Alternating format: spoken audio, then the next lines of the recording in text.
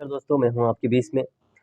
दोस्तों, आज की विशेष बात ये है कि कई लोगों से ये खबर आई है और ये सूचना मिली है मुझे मैसेज के माध्यम से और कई कॉल के माध्यम से कि गांव में जो समस्या है, मूल समस्या है जो वर्तमान में चल रही है, वो है पानी की समस्या। क्योंकि पानी, देखो, मानवता के लिए पानी की ज़रूरत होती है और क्योंकि जीने के लिए, इंसान के जीने के लिए पानी की ज़रूरत होती है और उसको उसका हक है कि पानी उसको मिले। चाहे सरकार कहीं से भी पानी मिले, लेकिन उसको पानी मिलने की ज़रूरत है। तो दोस्तों, ऐसी स्थिति में कई सोर्स है पानी के। सरकार ने जैसे कई सोर्स रखे हैं पानी गांव वालों के लिए, ये जो गांव शहर में जो भी रहते हैं। गांव में जैसे आमतौर से हम देखते हैं तो दोस्तों, कुएं, पहला सोर्स तो हम देखते हैं कुएं होते हैं, क्योंकि सार्वजनिक कुएं होते हैं, जो कुएं कुएं से लोग पानी पीते हैं। और दूसरा हैंडपंप होता है, और अभी वर्तमान में जो टंकी का प्रोग्रेस चल रहा है, नल जल योजना का चल रहा है। तो दोस्तों, मैंने हमारे सर्वे के मुताबिक हमने बहुत सारे गाँव में सर्वे किया है। सार्वजनिक कुएं आपको 100 में से सिर्फ 10 कुएं या 15 कुआं देखने को मिलेंगे 100 में से। ऐसी स्थिति में ये क्यों हो रहा है? क्योंकि मैं आपसे बात कर रहा हूँ दोस्तों कि आपने अपने गांव में कभी सोचा है कि आपके गांव में सरकारी कुएं कितने हैं? पेयजल के लिए सरकार ने आपके गांव में कितने कुएं दिए हैं? अगर नहीं दिए हैं तो पंचायत से आपने कितने बार मांग की है या प्रस्ताव बनवाया है कि हमको, हमारे फलिए को या हमारे मोहल्ले को एक कुआं की ज़रूरत है पेयजल के लिए? आप में से दोस्तों कोई भी सवाल नहीं करता है, ना ही आपको पता होगा कि आपके गांव में कितने कुएं उपलब्ध हैं सरकार की तरफ से। और यही कमी है दोस्तों।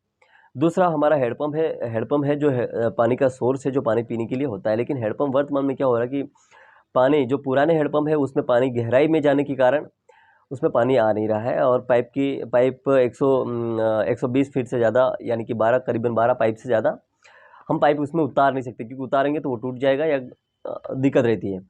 तो ऐसी स्थिति में क्या किया जाए? मोटर लगानी चाहिए, लेकिन मोटर इसलिए नहीं लगा रहे हैं कि टंकी बन रही है, टंकी के कारण मोटर, जो नए जो मोटर लगानी चाहिए, लेकिन वो लग नहीं रही है। ऐसी स्थिति में क्या करें?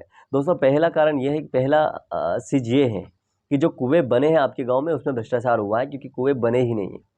या तो कहीं ना कहीं खड्डे खोद के पैसे निकाल लिए गए हैं, या फिर नहीं निकाले तो कुएं ऐसे कैसे छोड़ दिए गए होंगे, कहीं ना कहीं भ्रष्टाचार हुआ कुओं में। ऐसे स्थिति में आपको अपने गांव में जांच कराने की ज़रूरत है। अगर आप अपने गांव में जांच कराएंगे कुएं कितने हैं, मेरे ख्याल से एक गांव में कम से कम 4 से 5 कुएं मिलते हैं हमको, गवर्नमेंट सरकारी कुएं मिलते हैं, सरकार के द्वारा दिए जाते हैं। ऐसे स्थिति में आपको जांच कराने की ज़रूरत है। अगर जो कुएं में बंदे हुए नहीं हुए, या सरकारी कुएं हैं उनको मरम्मत कराने के अगर नहीं बने हैं, तो पंचायत से आप मांग कर सकते हो, जांच करवा सकते हैं।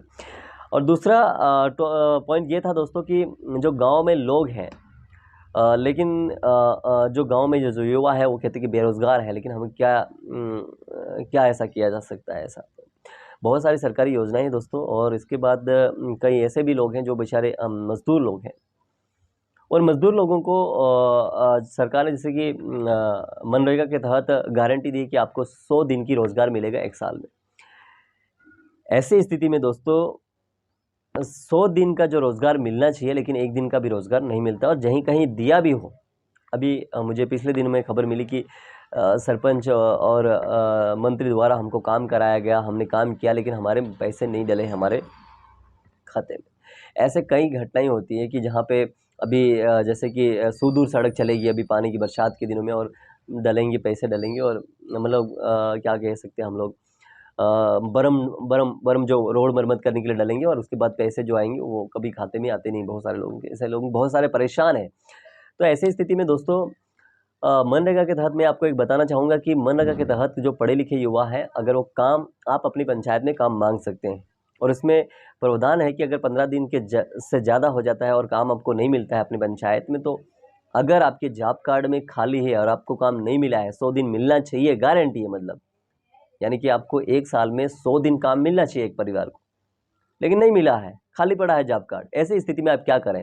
ऐसी स्थिति में आप एक लेटर बनाएं, एक पत्र लिखें अपनी पंचायत को, मंत्री को, पत्र सचिव को आप लिखें, आप सचिव जो है गांव के उनको लिखें, आप एक पत्र लिखें, और 15 दिन के बाद अगर आपको नहीं मिलता है काम, तो आपको भत्ता सरकार देती है, क्योंकि आपने काम नहीं मिला है। ऐसी स्थिति कर सकते हो। दूसरी ये पॉइंट है दोस्तों कि जो महिलाएं होती है, गर्भवती महिला होती है, जो डिलीवरी केस होते हैं, ऐसी स्थिति में उनकी देखभाल बराबर नहीं की जाती है, और जिस अस्पताल में उसको ले जाता है उसको बराबर ट्रीटमेंट यानी कि बराबर दवाइयाँ नहीं मिलती है। और दूसरी बात ये कि अगर बच्चा जब मतलब जन्म हो भी जाता बच्चे का, तो उसके बाद जो डिलीवरी के बाद जो उसको अनुदान मिलना चाहिए सरकार की तरफ से, वो मिल नहीं रहा है। साल साल भर हो गया, कई महिलाओं ने मुझे शिकायत करी है कि सर साल भर हो गया है, 1 साल होने आया, 2 साल होने आया, अभी मतलब 1.5 साल होने आया करीबन, लेकिन हमको कोई पेमेंट डिलीवरी का कोई पेमेंट नहीं मिला है। ऐसी स्थिति में क्या करें दोस्तों? ऐसी स्थिति में दोस्तों इनके ऊपर कड़ा एक्शन की ज़रूरत है, और जितनी भी शिकायत आपके क्षेत्र में मिलती है, हमने इस पे कार्रवाई भी करने की करी है, और कहीं उस विभाग में, संबंधित विभाग से संपर्क भी किया है, उस अस्पताल से भी संपर्क कर रहे हैं हम लोग। अगर आपके क्षेत्र में, या आपके शहर में, या आपके क्षेत्र गाँव में इस तरह से कोई समस्या है तो आप बताएँ। और ख़ास करके एक मेन समस्या दोस्तों ये आ रही है अभी फ़िलहाल में कि जिस क्षेत्र में जो गवर्नमेंट हॉस्पिटल बने हुए हैं, वहाँ पर क्या हो रहा है कि डॉक्टर, जो गवर्नमेंट डॉक्टर होते हैं वो 1 घंटा या 2 घंटा रहते हैं, उसके बावजूद भी वो लापता हो जाते हैं, मतलब चले जाते हैं अपने प्राइवेट हॉस्पिटल। बहुत सारों ने अपने प्राइवेट हॉस्पिटल खोल के रखा है, और बहुत सारों ने अपनी मेडिकल्स खोल के रखी, क्लिनिक खोल के रखा है। ऐसी स्थिति में जो गरीब आदिवासी जो लोग हैं आदि क्षेत्र में, गाँव क्षेत्र में, वो बैठ के थक जाते हैं, और बहुत सारे परेशानी में जो लोग हैं, जो इमरजेंसी वाले लोग होते हैं, उन्हें बहुत तकलीफ़ें हो रही है। और कई सरकारी अस्पतालों में बिल्कुल तरह से जो नॉर्मली दवाइयाँ उपलब्ध होना चाहिए, जैसे कि मैं अगली बार मैं आपको बताऊँगा कि कौन-कौन सी दवाइयाँ उपलब्ध होनी चाहिए। तो बहुत सारी दवाइयाँ उपलब्ध होनी चाहिए, लेकिन वो जनरल दवाइयाँ उपलब्ध होनी चाहिए, लेकिन वो नहीं होती है। और यहाँ तक कि जो ग्लूकोज़ चढ़ाया जाता है, उसके लिए भी पैसा उनको देना पड़ता है, या प्राइवेट से लाकर उनको वहीं चढ़ाना पड़ता है। ऐसे स्थिति में हमें तुरंत खबर दें आप, और कोई भी सहायता के लिए आप संपर्क करें हमें। और इसी संबंध में हम आगे भी आपको बहुत सारी चीज़ें बताते रहेंगे। वीडियो में बने रहने के लिए बहुत-बहुत धन्यवाद।